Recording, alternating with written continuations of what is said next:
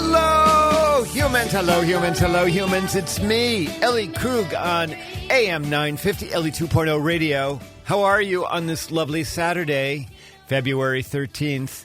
Actually, how are you on a day of Siberian temperatures? It was -7 as I drove to the station today. Happy day before Valentine's Day. And do you know what else today is? It is my very, very first live, like you have you have me like really right now saying these words, live show in this time slot. I have not been live on Saturdays in, several years. So you listeners, I am talking to you live, real time. And you know what that means? That means you can talk to me in real time. And so I love doing live shows because it means that I get to talk to listeners. And today is a free agency show. We can talk about anything that you desire. Yes, I've got a prompt here I'm going to give to you, and I've got some other material to read. But I would love to hear from you at 952-946-6205. Pick up the phone and give me a call. I'd love to hear from you. I'm happy to hear whatever is on your mind. But to help maybe prompt you a little bit to be energetic, maybe take a risk and call me. I mean, I'm not going to bite your hand. Don't worry about that. But, you know, people are like a little hesitant. Oh, I don't know. Just to do that, here's today's, at least one of the prompts for today. And it is about the common good. Do you remember what that is, the common good? It is that thing where we realize that at some point personal selfishness must give way to societal selflessness. And so the question I've got for you listeners this morning, I know it's very early, and I know that things are happening with the impeachment trial. I get that. But, you know, things are happening in the impeachment trial glacially, so you can spend a little bit of time with me. Here's the question. Would you be willing to sacrifice something, money, time, maybe a luxury, in order to contribute to the greater good? Would you be willing to do that? Are you willing to be altruistic to help society at large? If you are, tell me why. And if you're not, come on. We'll have that discussion. You can tell me about that as well. However, just to get you started, so remember, 952-946-6205. I know you can call me in your pajamas because no one's going to see you. It's not like a Zoom call, my dear. And by the way, I'm on Facebook Live if you want to jump on to that. Hello, Facebook Live. You're looking at me. The hair is down. The makeup is not on, but you've got my big smile. But let me kick some things off by talking about a hero, okay? Because my show, you know, remember, I'm a unifier, not a divider. You know, I mean, we have some wonderful, wonderful radio hosts here on this show who, you know, are, you know, very adamant and soapboxy about a number of different things, and I highly respect that. But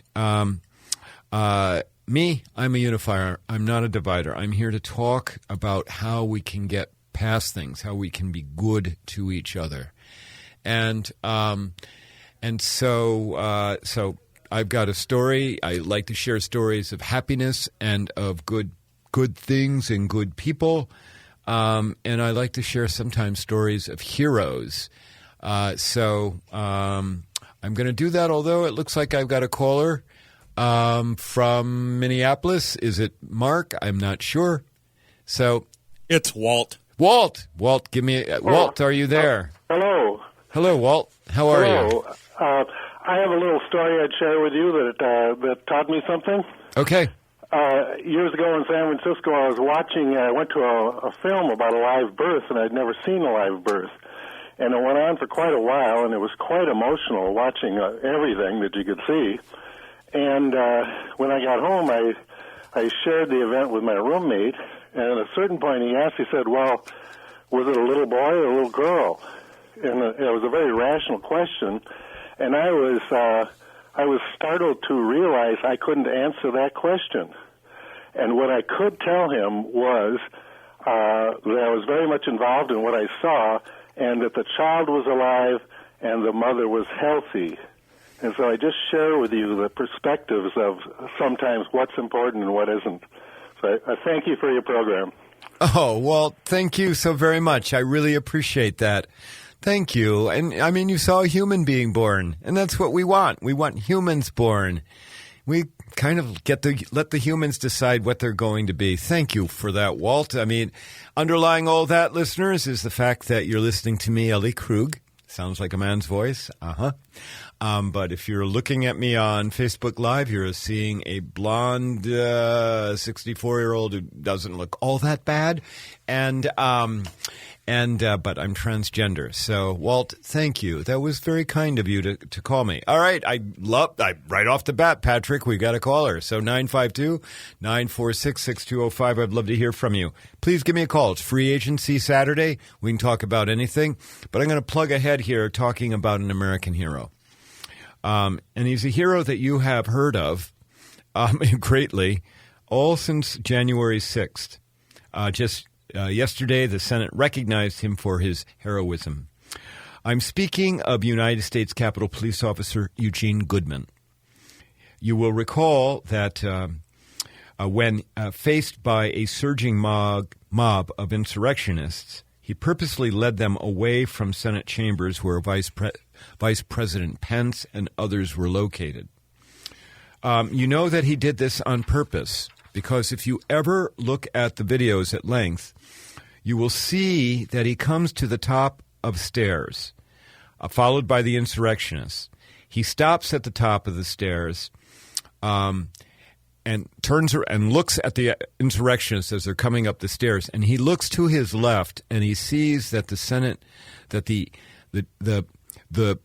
doorway to an anterior room that leads to the Senate was open. It was not secured. And he understood right at that moment that if the crowd, the insurrectionists, got there, they would get into the Senate, and they would also encounter senators, including maybe Vice President Pence. And so what you see Goodman do then is he then calculates, and as the first insurrectionist gets to the top of the stairs, Goodman pushes him in the chest to anger him, to anger the insurrectionist. And then you watch Goodman, Officer Goodman, take up the stairs, head around the corner and go up another set of stairs. He gets to the top of the next set of stairs to make sure the crowd follows him, and he again pushes the lead insurrectionist in the chest. Ultimately, Officer Goodman led that group of insurrectionists to a room where there were other Capitol police officers waiting.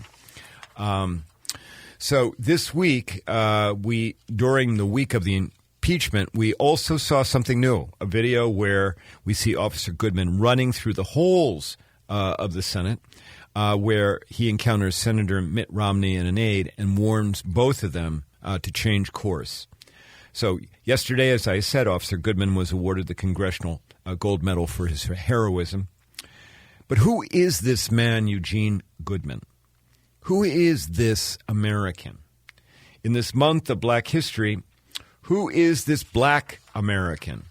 What follows is partially from Wikipedia, one of my favorite sources, but also in part from a February 11th New York Times piece by Zolan Kano-Youngs and Eric Schmidt. Eugene Goodman, our hero, was born in 1980 and raised in Southeast District of Columbia. That's all we know about him. We don't even have his exact date of birth or his exact year of graduating from high school. But we do know that he is a combat veteran. He served with the 101st Airborne Division in Iraq during 2003 to 2006. He was a sergeant. He got to the rank of sergeant, and then he was a platoon leader, and he led nearly 20 men. He and his platoon engaged in hundreds of patrols on the ground looking for IEDs. These were the men who got out of their vehicles and then walked through villages, down roads. These are the men highly, highly exposed. And Eugene Goodman, he led them. The New York Times article had a picture of Officer Goodman with his platoon. It was about 20 people, 20 infantrymen. And the thing that struck me was that Officer Goodman, of course, he's black. What struck me is that most of the 20 men that he was commanding were of white skin color. Just think about that. And it was in Iraq that Officer Goodman got the nickname of Goody. He was known as a quiet professional. He never sought the limelight. And that's actually been true since the insurrection. Since January 6th, Goody has declined to give any media interviews. He left the Army in December of 26, and 3 years later, he joined the Capitol Police Department, U.S. Capitol Police Department. That pretty much sums up all that we know about Goody until his actions on January 6th. At the inauguration, Goody was given the honor of escorting Vice President Kamala Harris, and Goody has since been named the acting Deputy Sergeant at Arms of the Senate. And yesterday, when he was in the Senate chambers, Goody was accorded a standing ovation by people in the Senate, and that's the time that he was awarded the Congressional Gold Medal. There, of course, has been high praise for Goody, including from Senator Ben Sasse, who said that Goody had, quote, single-handedly prevented untold bloodshed, unquote. And then there was one journalist, Jason Johnson, who wrote in an editorial, quote, it is not hyperbole, exaggeration, or an opening pitch of a TV movie to say that Eugene Goodman saved American democracy on January 6, 2021. Before we leave Officer Goody, I have one more observation. It's an irony, actually. Recall, listeners, that the U.S. Capitol was built with the labor of enslaved humans. In many ways, elected officials serving in the Capitol today continue to oppress black people. Think of how the Senate within the last 4 years has refused to enact modern-era voting rights protections. And here we have a black man who saved the lives of many white-collar senators and then Vice President Pence. And either today or tomorrow, although there's been a wrinkle, they've decided they're going to call witnesses at the impeachment, so who knows when the finality will occur. But at some point, the Senate that Goody and other brave officers protected and saved will acquit a former racist president from charges of inciting the insurrection. What a troubled country we live in, listeners. All the more reason for us to start talking about the common good. Okay, that's what you've got for my first segment here. I hope that you have enjoyed what I've had to tell you about Officer Goodman. Please give me a call at 952-946-6205. I would love to hear from you. That was great that Walt called. And Walt, thank you. And so, Walt, hopefully you're going to trigger other people to call and talk to me. We'll be back in a minute. Thanks. King of insight. And then I think about my which I never could explain. Some other fool across the ocean years ago. She will always carry on something.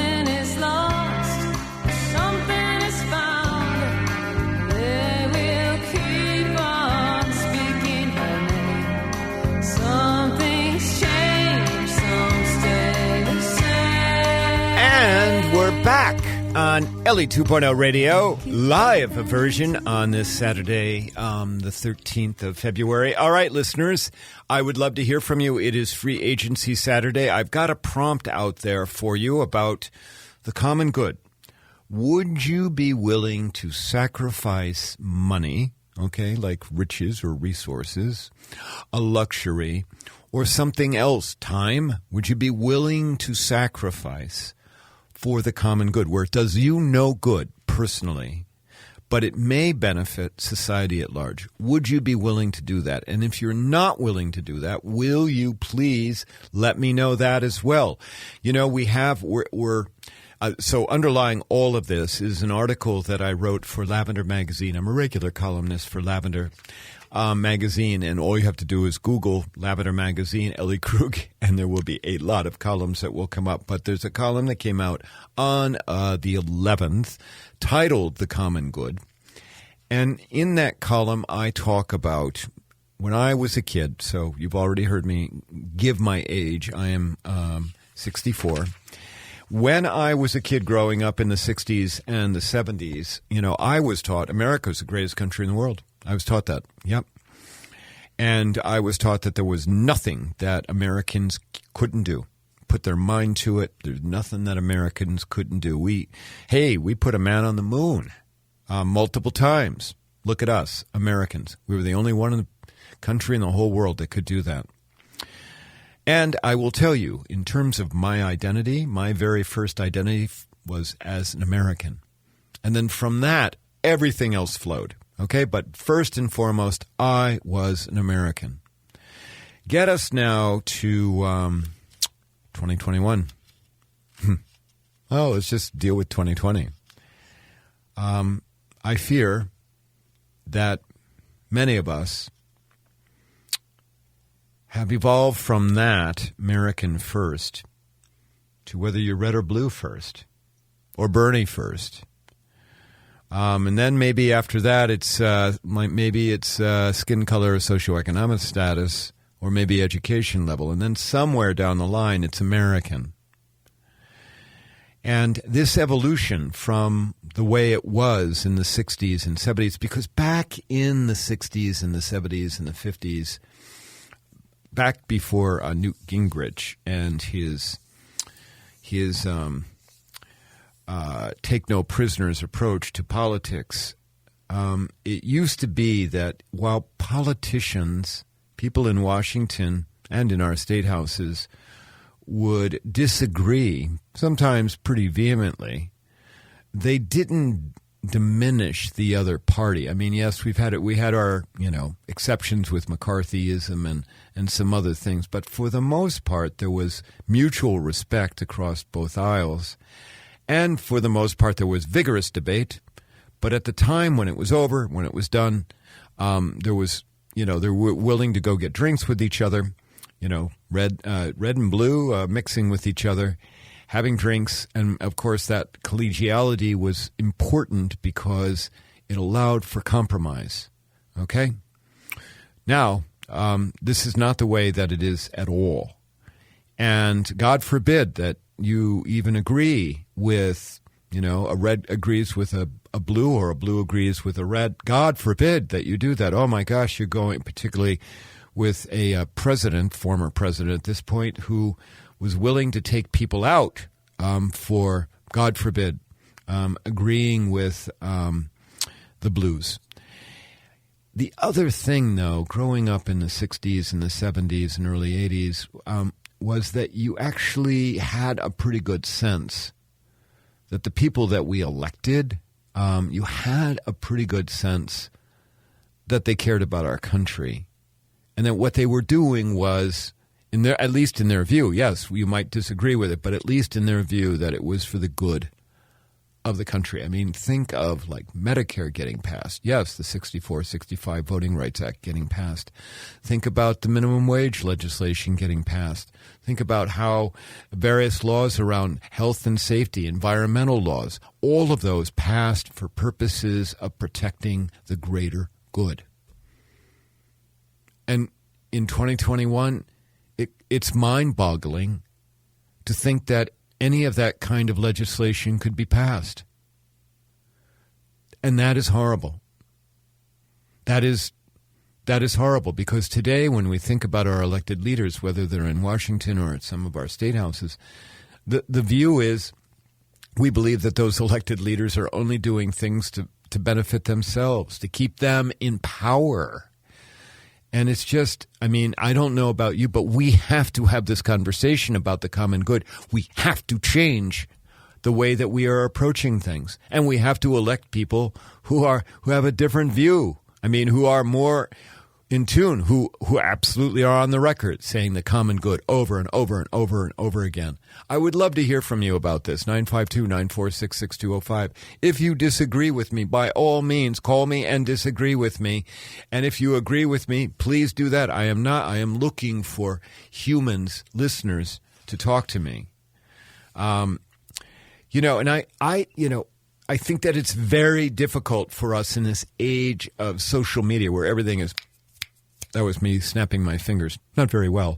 In this age of instantaneous gratification. Oh, I'm bored. I'm going to go look at this on Twitter or this on Instagram. Oh, now I'm bored. I'm going to go look at this on TikTok. Oh, yes. Oh, you just made me happy. Finally, I'm no longer bored for 5 seconds.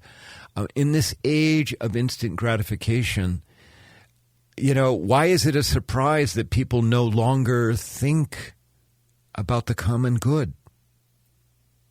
It's a me world now, and it is destroying our democracy, because democracy cannot exist in a me world.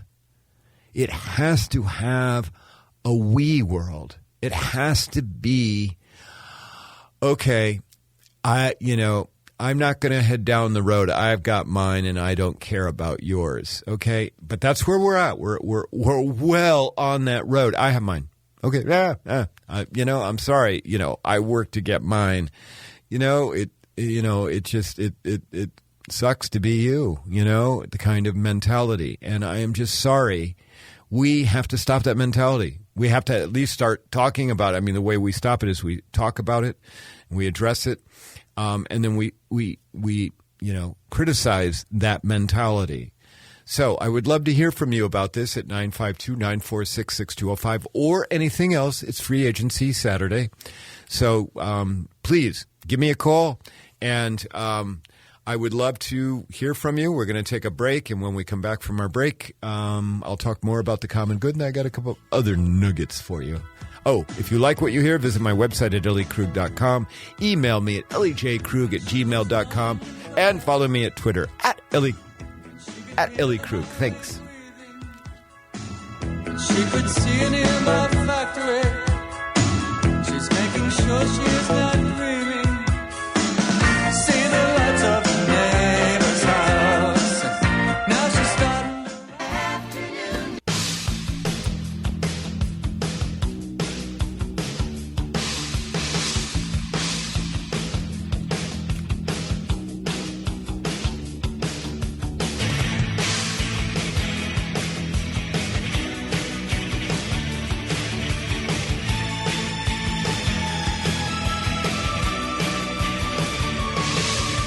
And I'm back on AM 950, Ellie 2.0 radio. Lovely Ellie Krug here. Oh, I'm not all that lovely, but at any rate, I'm thrilled to be here talking to you live on Saturday. It is one of those rare, and I mean rare, opportunities that listeners get to interact with me. I get to interact with listeners. I would love to hear from you at 952-946-6205. Give me a call. It's Free Agency Saturday. We can talk about anything that you'd like to talk about. I've given you a prompt about the greater good. Would you be willing to sacrifice resources, riches, or time, or a luxury in order for the greater good? Would you be willing to step back from the mentality of I've got mine, it's too bad you don't have yours, and instead develop and adopt the mentality of, the deck is not stacked evenly here in America. And I did not create that poor stacking, but I'm going to do something about trying to change it. And I'm going to do something in terms of giving my resources, my time, or maybe giving up a luxury in order for others who do not have the same opportunities or advantages that I have to give them a chance so that our country progresses forward for the good of all, not just for the good of me. Yep, that's what we're talking about. And you know what? There aren't a whole lot of people that talk about this. There aren't. You know, and there's an organization out there that I've heard of about the pushing for the common good. And I may have somebody from there on my show sometime in the near future. But I've been talking about the common good for a while. But, you know, I just have a very small platform. I mean, I have this mega station of AM 950 behind me. I know that. I understand that part. But it is a small platform for Ellie Krug, so my message does not get out nearly as much as I would like it to. Now, bear in mind what I just said, my message. This is not about me. I'm not really great on aggrandizement for me or for anyone else. But my message is about compassion for others and for self. My message is about trying to have a more inclusive world. My message is now about the common good, as I'm sharing with you. These are important messages that I absolutely, with every fiber in my body, believe that all Americans, all humans actually should hear about. I do. And so, all right, well, give me a call. Time is a-wasting. We don't have much time left, everyone. 952-946-6205. But in the meantime, I want to talk about a story that came over the wire just yesterday from the Star Tribune, a piece by Ryan Faircloth, advising that the University of Minnesota Regents have okayed free tuition for students of families earning $50,000 or less. Now, this is big news, everyone. The U, for a number of years, the U has been working to make sure that children from families of certain income levels, that the tuition is not a barrier for them attending college. But this week, the U's Board of Regents unanimously approved creating a tuition-free program for lower-income Minnesota students. According to U President Joan Gable, quote, "This is robust. It will guide us," unquote, saying about the school's 2025 strategic plan.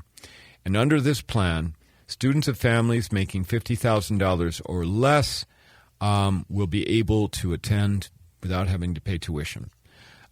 They estimate that the program will benefit nearly 3,000 students annually. Right now, the tuition cost is about $15,000 a year for in-state students. That's tuition and fees. Now, this does not cover the cost of living, okay? So housing, which is still something, and some fees. But nonetheless, it at least takes the tuition factor away. This is the kind of bold, imaginative leadership that we need to help change the landscape as it relates to people who don't have the same opportunities or advantages as do many of us. And by the way, I'm exceedingly privileged, even though I'm transgender and transgender people are marginalized a great deal, which is something I may talk about in a second here. I have great privilege. I'm very lucky, a lawyer by training, some money saved up, that kind of stuff.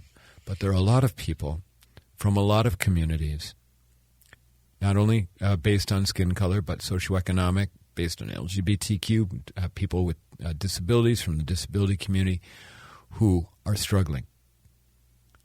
We're talking a lot of people are struggling. And we need bold, like imagination. Don't just throw money at things. Use your imagination when you are doing something. For example, I always like to cite this, Hormel. The folks that bring us bacon and hot dogs down in Austin. I've talked about this before, so listeners, if I'm boring you, just bear with me, please.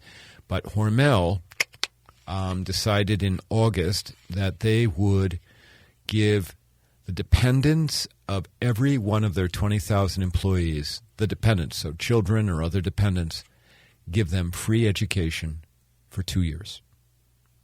Public education. Community college, I think maybe 2 years at a 4-year college. I'm not certain about that, but certainly I know about community colleges. For every dependent of a Hormel employee. Now that's not only putting money at something, but using your imagination about that. That alone will transform the communities everywhere that Hormel has a plant. And that alone will deconstruct structural racism in those communities. It will. So this story about the U coming up with the idea, the Board of Regents saying, well, we're going to make sure that if your family, you come from a family that makes $50,000 or less, you're not going to have to pay any tuition. Okay? I think that is just brilliant, and my hat is off to the Board of Regents. Okay? So thank you, Board of Regents.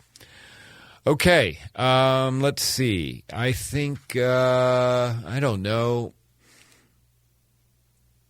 I need to talk more about this common good just for a second. Listeners, how did we get here?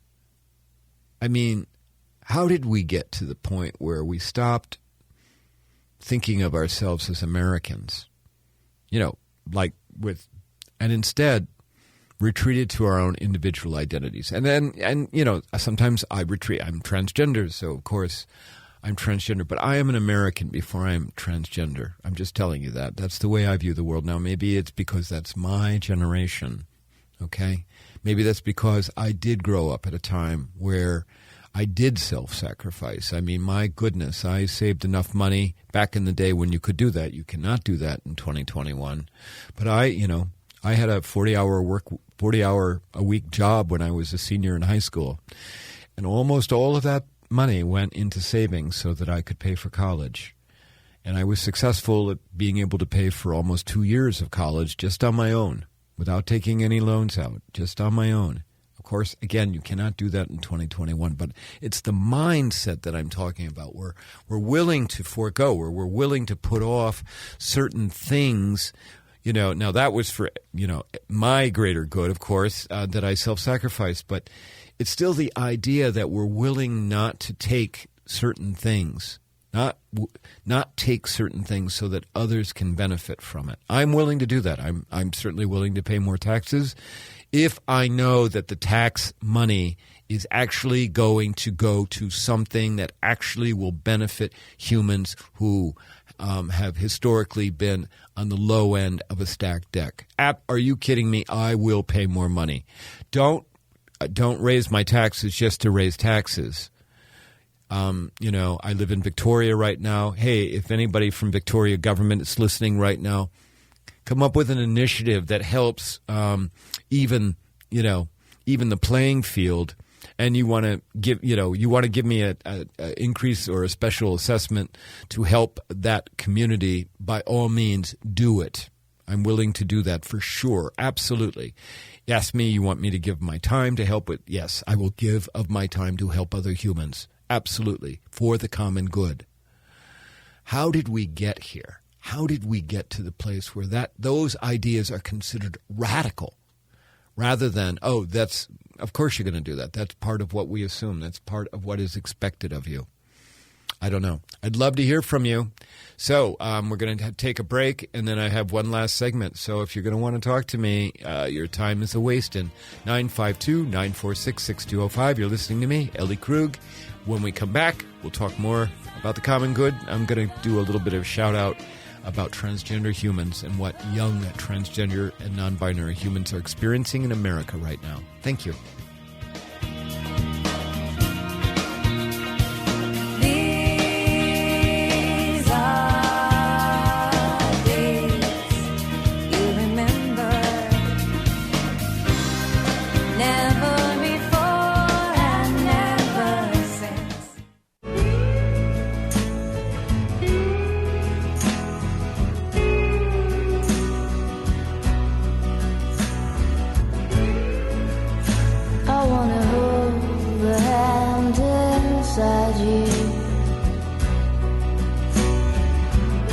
And we're back. Ellie 2.0 radio on AM 950 on this lovely Saturday. All right, well, listeners, I'm going to give you one last try. Give me a call, 952-946-6205, because I love speaking to listeners. I don't get to do that very often. Usually this show is taped, and you just got to listen to me, and you don't get to interact with me. So give me a call. And so now we've been talking about the common good, and I'm going to kind of weave this into something that happened to me yesterday. So when I'm not on the radio, when I'm not writing for Lavender Magazine or Minnesota Women's Press, when I'm not working on my second book, what I am doing is I am a speaker and trainer on human inclusivity. I speak across the country, although of late I Zoom across the country, speaking to organizations of all shapes and sizes and of all significance or not about human inclusivity, about how to be good to each other, how to be more diverse and things of that nature, and I consult as well. And yesterday I did a Zoom session, two sessions actually, for a large school district in Wisconsin. And on the first Zoom session, we had nearly 500 people, and the second one, close to 200. The talk, I have a signature talk called Gray Area Thinking that people just absolutely love, because the talk is about how to be more welcoming. It's a tool set on how to be welcoming to all humans, regardless of the color of their skin, who they love, who they go to bed as, what religion they practice, etc. And so yesterday, it turned out, it doesn't usually happen, I had some extra time, and I opened up at the end of the training to questions. And because, of course, I'm transgender, a lot of times when I do that, even though we're talking about general human inclusivity, people want to start talking about transgender people or gay or lesbian people or bisexual people or non-binary people, long list there, LGBTQ alphabet. And so yesterday the conversation started getting on to how LGBTQ students were treated in this school district. And it sounded like some people were very, protective of LGBTQ students. And I had, educators from first grade or kindergarten all the way up to high school that were on this training. And it sounded like some others had encountered some difficulties. A woman had talked about how she wanted to be protective of a first grader who she said it was very clear that this first grader was